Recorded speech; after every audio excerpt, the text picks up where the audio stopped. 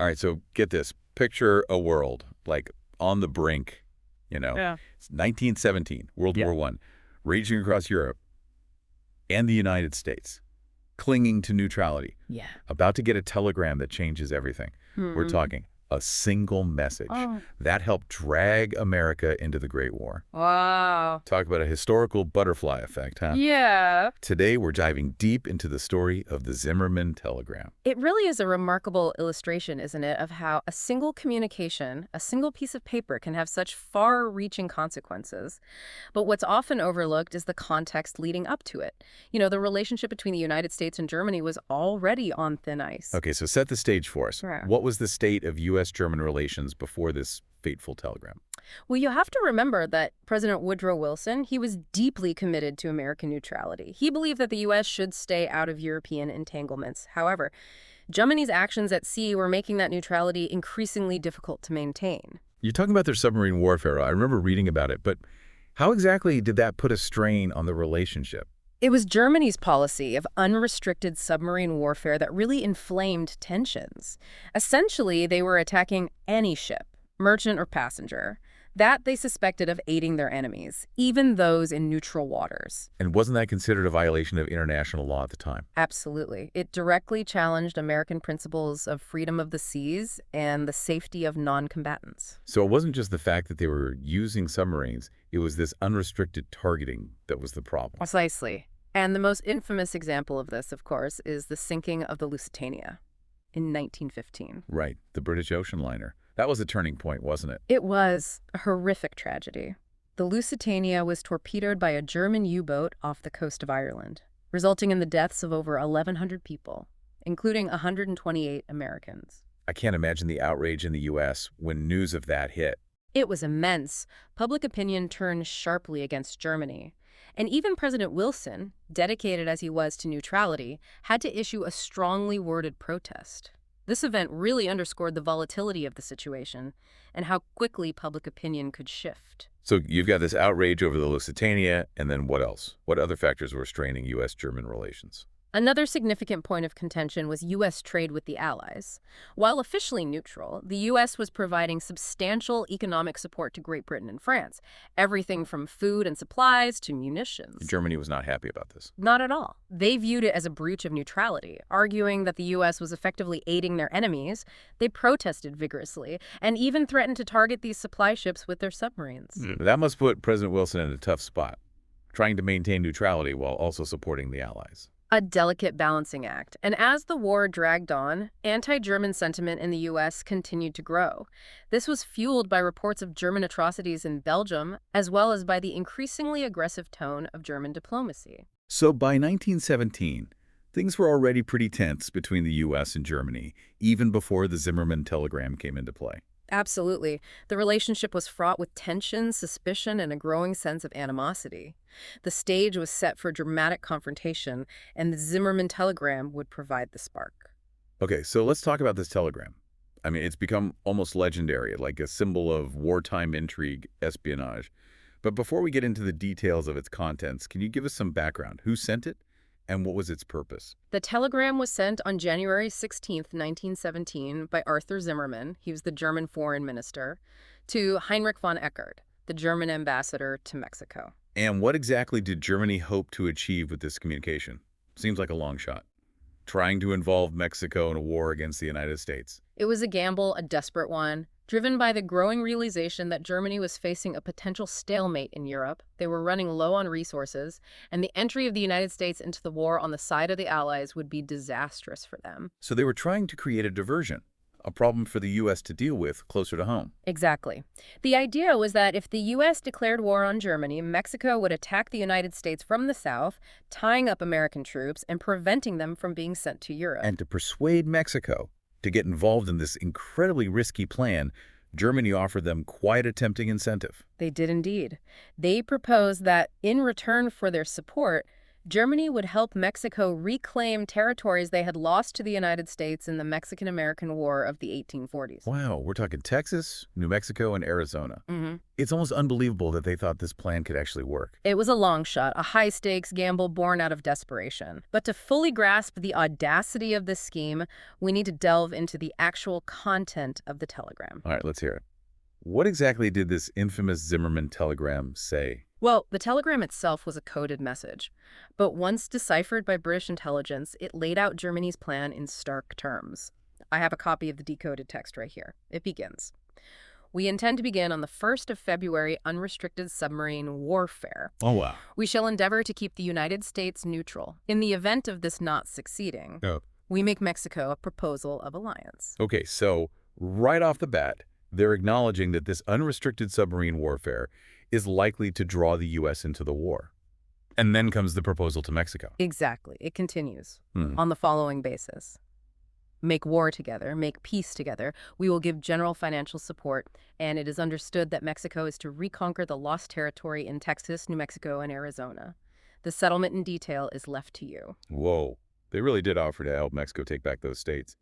And then they leave it up to Mexico to figure out the specifics. It's fascinating, isn't it, how they tried to delegate the details of this incredibly complex and risky plan. But it goes even further. The telegram ends with this. You will inform the President of the above most secretly as soon as the outbreak of war with the United States of America is certain, and add the suggestion that he should, on his own initiative, invite Japan to immediate adherence and at the same time mediate between Japan and ourselves. Please call the President's attention to the fact that the ruthless employment of our submarines now offers the prospect of compelling England to make peace within a few months. Wow, so they even suggest bringing Japan into the mix. So Germany's envisioning this like grand alliance, Germany, Mexico, Japan, against the United States, and they seem pretty confident that their submarines will bring Britain to its knees soon. What an audacious plan. But the big question is, how did this telegram, intended to be a secret communication between Germany and Mexico, end up in the hands of the British? That's where the story takes an even more intriguing turn. This is where we delve into the world of wartime espionage and the brilliant work of British intelligence. All right, let's talk spycraft. What role did the British play in uncovering this plot? The British had a secret weapon, Room 40. This was a top-secret intelligence unit dedicated to intercepting and decoding enemy communications. So they were basically eavesdropping on Germany's secret messages. In essence, yes. They had managed to tap into German undersea cables, giving them access to a wealth of sensitive information. And it was through this eavesdropping that they got their hands on the Zimmerman telegram. Exactly. A team of brilliant codebreakers in Room 40, led by a man named Nigel de Grey, intercepted the telegram as it was being transmitted.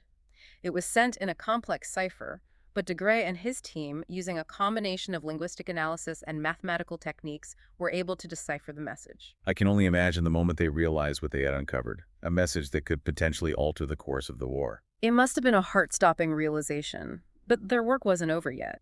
They faced a dilemma: how to expose the telegram without revealing that they had broken Germany's secret codes. Because if Germany knew their communications were compromised, they would change their encryption methods, rendering Room 40's work useless. Precisely. They needed a way to reveal the contents of the telegram while maintaining the illusion that they had obtained it through other means. So what did they do? How did they pull off this delicate balancing act? They came up with an ingenious two-part plan. First, they allowed the telegram to be relayed to the German embassy in Mexico City. Then, British agents in Mexico, posing as telegraph workers, obtained a copy of the message from the less secure Mexican telegraph lines. Clever. So they let the telegram go through as if nothing had happened, but then snatched a copy at the other end. Exactly. And this copy, obtained through what appeared to be routine intelligence gathering in Mexico, was then passed on to the U.S. government. The British presented it as if they had intercepted it in Mexico, not through their direct access to German communications. It's like a scene out of a spy movie. A clandestine operation to obtain a copy of a top-secret message without alerting the enemy, and they pulled it off flawlessly. It was a brilliant piece of spycraft, a testament to the skill and ingenuity of British intelligence, and the impact of their success would be enormous. So the U.S. now has this explosive telegram in their possession, seemingly obtained through routine intelligence work in Mexico. What happens next? What's the reaction when the contents of the telegram become known? Well, President Wilson initially hesitated to make the telegram public. He was still hoping to avoid war with Germany. But this must have been incredibly difficult. I mean, this was a direct threat to U.S. sovereignty, a proposal to carve up their territory. It was an outrageous provocation, and as public pressure mounted, Wilson realized he could no longer keep the telegram a secret. On March 1st, 1917, he released the text of the telegram to the American public. I can only imagine the shockwaves this sent through the nation. It was a bombshell. The American public was outraged. Newspapers across the country denounced Germany's treachery, and calls for war reached a fever pitch. Did Germany try to deny the authenticity of the telegram? They did initially try to dismiss it as a British fabrication, a piece of war propaganda. But that must have been a difficult argument to make, given the British cover story of obtaining it from the Mexican telegraph lines. Exactly. And to make matters worse for Germany, Arthur Zimmermann himself, the author of the telegram, confirmed its authenticity in a press conference on March 3rd. Talk about a PR nightmare. I mean, he basically admitted to trying to instigate a war between Mexico and the United States. It was a colossal blunder. Zimmermann's confirmation of the telegram's authenticity only further inflamed public opinion in the U.S. and destroyed any remaining hope of maintaining neutrality. So the Zimmermann telegram, intended to keep the U.S. out of the war, ended up having the exact opposite effect. It was a spectacular miscalculation, a strategic blunder of epic proportions. And what about Mexico? Did they seriously consider Germany's proposal? The Mexican government, led by Venustiano Carranza, quickly assessed the situation and realized that joining forces with Germany would be a disastrous move. I mean, going up against the United States, their powerful neighbor to the north, it was recipe for disaster. Exactly. They also had little faith in Germany's ability to provide them with meaningful support, especially given the challenges Germany was facing in Europe. So, Mexico politely declined the offer, choosing to remain neutral. So Germany's grand plan to distract the U.S. with a war on their southern border completely fell apart. It did indeed. And with the American public now firmly in favor of war, President Wilson had the political capital he needed to take decisive action. And that action was? On April 6, 1917, the United States Congress declared war on Germany, officially ending American neutrality and entering the Great War. The Zimmermann telegram, a desperate gamble to keep the U.S. out of the war, had inadvertently become the catalyst for their entry. It was a stunning reversal of fortune, a case study in unintended consequences. Okay, so we've seen how the Zimmermann telegram dramatically shifted public opinion in the U.S. and ultimately led to their entry into the war. But what about the bigger picture? What was the lasting impact of this telegram on the war itself and on the course of history? Well, the Zimmermann telegram had profound implications, both in the short term and in the long run. In the immediate context of the war, the influx of American troops and resources provided a crucial boost to the Allied war effort. So you could argue that the telegram, by bringing the U.S. into the war, contributed to Germany's eventual defeat. It's certainly a factor. While it's impossible to say definitively whether the Allies would have won without U.S. involvement, their entry undoubtedly tipped the scales in their favor. And what are the broader historical implications? Did the Zimmermann telegram have a lasting impact beyond the war itself? Absolutely. It highlighted the crucial role of intelligence gathering and code breaking in modern warfare. The success of Room 40 in deciphering the telegram demonstrated the strategic importance of these capabilities. So it led to a greater emphasis on cryptography and signals intelligence. Undoubtedly. The Zimmermann telegram served as a wake-up call for nations around the world, emphasizing the need to protect their communications and to develop sophisticated code-breaking capabilities.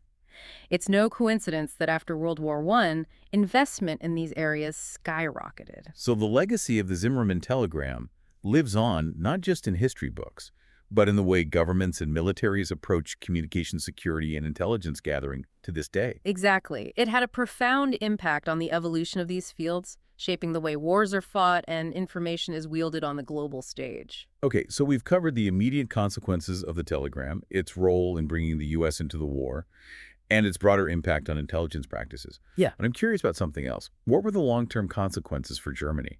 I mean, beyond the obvious military defeat, did this incident have any lasting impact on their international relations or their standing in the world? The fallout for Germany was significant. The Zimmermann telegram turned global public opinion decisively against them. They were seen as aggressors, schemers, willing to violate international norms and incite conflict to achieve their aims. So beyond the battlefield, it was a major blow to their reputation and credibility on the world stage. Absolutely. The telegram fed into existing fears about German militarism and expansionism, confirming the image of Germany as a threat to international peace and stability. This perception would linger for decades and played a role in the harsh treatment Germany faced in the Treaty of Versailles, the peace agreement that formally ended World War I. So you could argue that the telegram, by tarnishing Germany's image, contributed to the punitive measures that were imposed on them after the war. It's certainly a contributing factor. The terms of the treaty, which included heavy reparations, territorial losses, and restrictions on their military, were partly shaped by the perception of Germany as the aggressor nation, a perception reinforced by the Zimmermann telegram. It's amazing how one telegram, sent in the heat of war, could have such far-reaching repercussions, shaping not only the outcome of the conflict itself, but also the peace that followed. It's a testament to the power of information, of perception, in international relations. The Zimmermann telegram became a symbol of German aggression, a rallying cry for those who sought to punish Germany for its role in the war. It also raises questions about the decision-making process within the German government at the time. I mean, what were they thinking? Did they really believe this plan had any chance of success? It seems almost inconceivable today, but historians believe that a combination of factors led to this miscalculation. First, there was a sense of desperation within the German leadership. They were facing a stalemate on the Western Front, their economy was strained, and they feared that time was running out. So the telegram was a Hail Mary, a last-ditch effort to avoid defeat. In a sense, yes, they were grasping at straws, hoping that a conflict between Mexico and the U.S. would somehow buy them time and prevent American intervention in Europe. But they seem to have drastically misjudged the situation, both in terms of Mexico's willingness to cooperate and in their underestimation of the U.S. response. They made a series of critical errors in judgment. They overestimated Mexico's capabilities and their animosity towards the U.S., and they vastly underestimated the speed and resolve of the American mobilization. It also seems incredibly naive to believe that they could keep this plan a secret, especially given the British success in intercepting and decoding German communications. There was an element of arrogance, perhaps even a belief in their own propaganda about the superiority of German intelligence and technology. They seem to have underestimated their adversaries, both in terms of their code-breaking skills and their determination to expose this plot. So the Zimmermann telegram, in many ways, exemplifies the dangers of hubris, of underestimating one's opponents, and of making decisions based on wishful thinking rather than a clear-eyed assessment of the situation. It's a cautionary tale for leaders in any era. The importance of sound judgment, of seeking multiple perspectives, and of recognizing the limits of one's own power. And it reminds us that even the most carefully crafted plans can unravel due to unforeseen circumstances and the actions of individuals, whether it's skilled code breakers intercepting a secret message or a foreign minister inadvertently confirming its authenticity. History is full of such unexpected twists and turns, moments where chance encounters and human decisions collide to alter the course of events. And the Zimmermann telegram is a prime example of how these seemingly minor incidents can have profound and far-reaching consequences. You know, it's fascinating to consider how different the 20th century might have unfolded if the Zimmermann telegram had never been sent or if the British hadn't intercepted it. Would the U.S. have stayed out of World War I? Would the outcome of the war have been different? Would the map of Europe, indeed the balance of global power, look different today? Those are questions that historians continue to debate. It's impossible to know for sure, but it's certainly plausible that without the telegram, the U.S. might have remained neutral for longer, potentially altering the course of the war and its aftermath. It's a reminder that history is not a linear, predetermined path, but rather a complex tapestry woven from countless threads of individual actions, chance encounters, and unforeseen consequences. And the Zimmermann telegram, this one seemingly insignificant message, stands as a powerful symbol of how those threads can intersect to create moments of profound historical change. Well, I think we've reached the bottom of this deep dive. The story of the Zimmermann telegram is a captivating blend of espionage, international intrigue, and the sheer power of a single communication to shape the destiny of nations. It's a reminder that even in an age of digital communication, words still have the power to move mountains, to spark conflicts, and to alter the course of history. It's a lesson worth remembering, especially in our own time, when information travels at the speed of light and the consequences of our actions can ripple across the globe in an instant. So as we navigate the complexities of our own world, let's remember the lessons of the Zimmermann telegram, the importance of clear thinking, sound judgment, and a healthy respect for the unintended consequences that can flow from even the most carefully laid plans. And let us also marvel at the resilience of the human spirit, the ingenuity of those who seek to uncover the truth, and the enduring power of a single message to change the world. Thanks for joining us on this deep dive. Until next time, keep exploring, keep questioning, and keep seeking out those hidden stories that illuminate the complexities of our shared human experience.